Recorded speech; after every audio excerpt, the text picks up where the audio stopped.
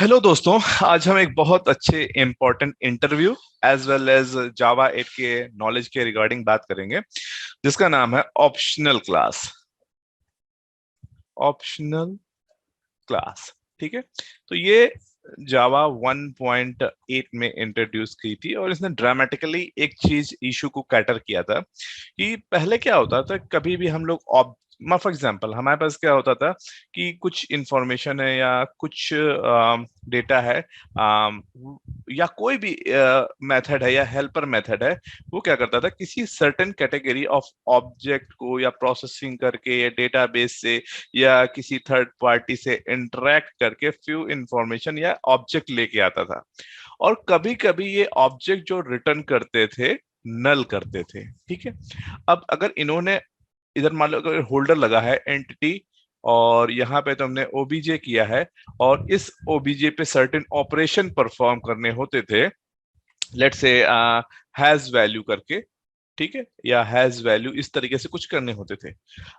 अगर ये by default null return करता था, just in case due to some issue it is going to be return null, तो यहाँ पे आती थी एक बहुत कॉमन एक्सेप्शन, और ये बहुत कॉमन एक्सेप्शन है इन जावा में, जिसका नाम है नल पॉइंटर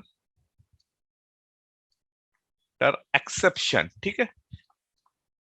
अब इसको कैटर करने के लिए इन्होंने ऑप्शनल वैल्यूज को डाला, ठीक है। तो ये कैसे हेल्प करता है हम लोगों को? ये हेल्प करता है दो तरीके से। जब ये नल को रिप्रेजेंट करता है with absent value, absent value के साथ, ठीक है। तो यहाँ पे हमेशा तुम्हें कभी भी ऐसे देखने को नहीं मिलेगा नल पॉइंटर एक्सेप्शन आ गई, या तो ये वैल्यू दे देगा तुमको, और इसको सपोर्ट करने के लिए बहुत सारे यूटिलिटी मेथड दिए गए हैं, जिसको हम लोग अभी आगे देखेंगे, राइट। तो अभी हम लोग नीचे चलते हैं। अब जैसा कि मैं बता रहा हूं कि optional is a container object, ठीक है। Optional is a container object, क्या कर रहा है? कंटेन कर रहा है। Container object use to contain and not null objects, ठीक है। इसके अंदर क्या हो गया भाई? ये इसने कहा ये कंटेनर ऑब्जेक्ट है। कौन कौन से तरीके के ऑब्जेक्ट कंटेन करता है? नॉट नल को करता है, ठीक है। Optional object is use to represent the null with absent value. तो यहां पे अगर नल है तो उसको बोलता है कि नल नहीं है, ये एब्सेंट वैल्यू और नॉट अवेलेबल। तो बहुत सारे यूटिलिटी मेथड हैं जो हम लोग देखेंगे कि इसमें ये बताते हैं कि ये चीज तुम्हारे पास है या नहीं है, यानी वेदर इट्स अवेलेबल और नॉट अवेलेबल, ठीक है। अब हम लोग इसके जो भी यूटिलिटी मेथड्स हैं उनको एक एक करके हम लोग देखते हैं। जैसे कि पहला ये कहता है कि एम्प्टी, ठीक है। It returns an empty optional object. No value is present in this optional. तो अगर तुम optional dot empty करोगे तो तुम्हें एक empty value का रिजल्ट मिल जाएगा, ठीक है। अगर ये दूसरा मेथड है optional off, ठीक है, तो it returns the optional with the specified present non null value, ठीक है। जिसका भी तुम्हें ऑप्शनल ऑफ से optional of what you want, optional of किसका लुक कर रहे हो तुम, ठीक है। और दूसरा क्या है? ऑफ नलेबल, ठीक है। ऑफ न लेबल, ठीक है। तो इसका क्या मतलब होता है? It returns an optional describe the specified value, ठीक है। अगर जिसके लिए तुम बोल रहे हैं, otherwise it returns the empty optional. अगर फॉर एग्जांपल कोई वैल्यू लुक कर रहे हो या तो वो वैल्यू मिलेगी, नहीं तो तुम्हें एक एम्प्टी एम्प्टी ऑप्शनल मिल जाएगा, ठीक है। गेट क्या करता है? If the value is present in optional it returns the value is, otherwise ये एक एक्सेप्शन थ्रो करेगा, नो सच एलिमेंट एक्सेप्शन। कौन सी एक्सेप्शन थ्रो करेगा? नो सच एलिमेंट एक्सेप्शन को थ्रो करेगा, ठीक है। अगर इसमें वैल्यू नहीं प्रेजेंट है, अगर या तो प्रेजेंट है तो दे देगा, नहीं तो नल प्रेजेंट कर देगा। अगर आपको कोई एक वैल्यू चाहिए तो ऑफ नॉनेबल इस्तेमाल कर सकते हो, राइट।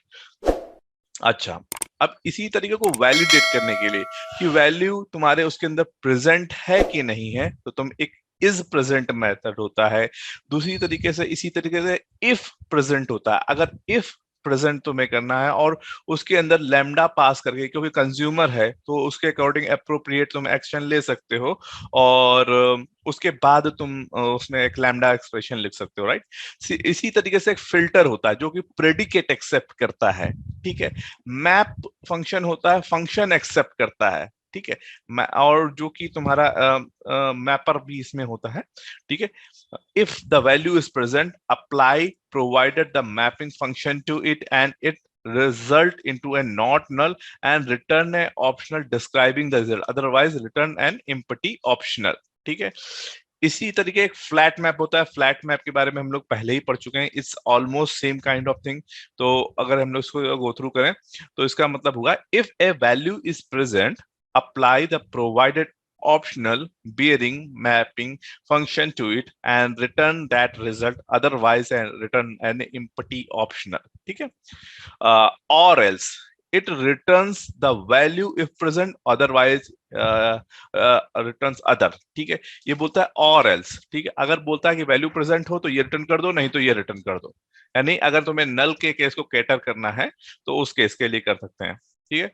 और else get, ये क्या होता है, it returns the value is if present, otherwise it invoke other and return the result of that invocation, ठीक है।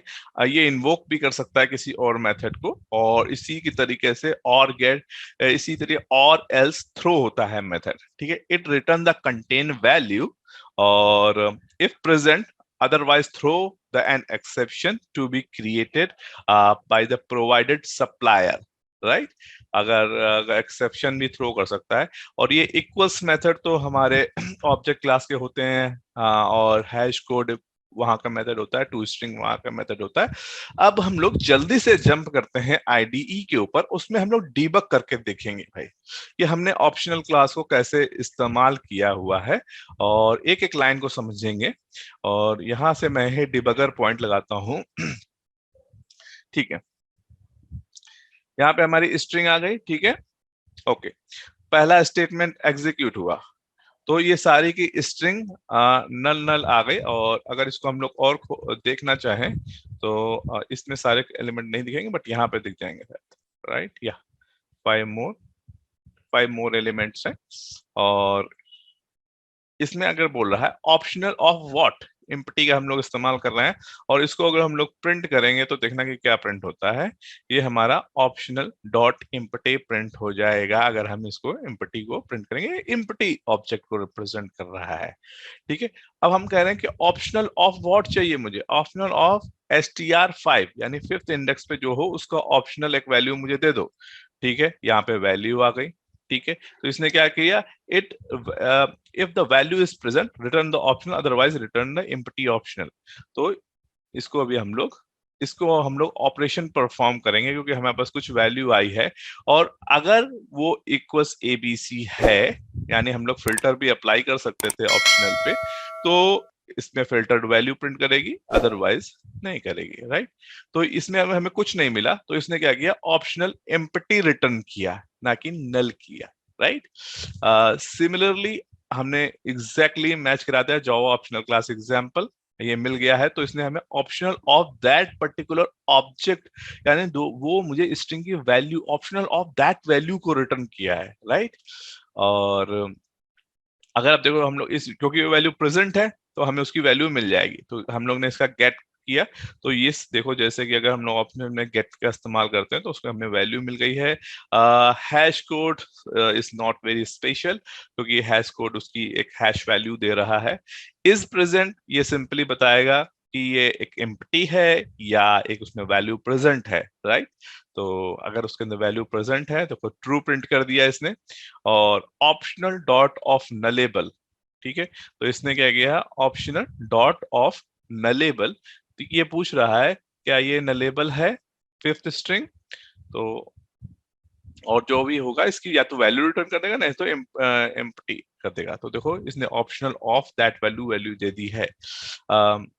अभी हम लोग इसके बाद किया है कि value, if value is not present, ठीक है, वैल्यू और the value is not present, ठीक है। अगर वैल्यू नहीं प्रेजेंट होती है तो हमें ये वैल्यू प्रिंट हो जाती है। जैसा कि एम्प्टी वाले केस में जैसे हम लोग देखेंगे कि value is not present optional print करेगा, करेक्ट। तो देखो यहाँ पे वैल्यू नॉट प्रेजेंट प्रिंट हो गया, और if the value is present, हम इफ प्रेजेंट, तो हम लोग ने इसमें लैम्डा का इस्तेमाल किया है या मेथड रेफरेंस का इस्तेमाल किया है, जो कि ये प्रिंट हो जाएगा। तो ये एक बहुत बेहतरीन एग्जांपल है। ये सारा का सारा कोड आपको गिटहब पे मिल जाएगा और वहां से कॉपी कर सकते हो। मुझे पूरी उम्मीद है कि ये चीज आप लोग को बहुत अच्छे से समझ में आई होगी। अगर कोई भी क्वेश्चन कमेंट है जो नहीं समझ में आया है, तो कमेंट सेक्शन में लिख दीजिए, मैं जैसे ही टाइम मिलेगा I will revert it back. Thank you very much and thanks for your time.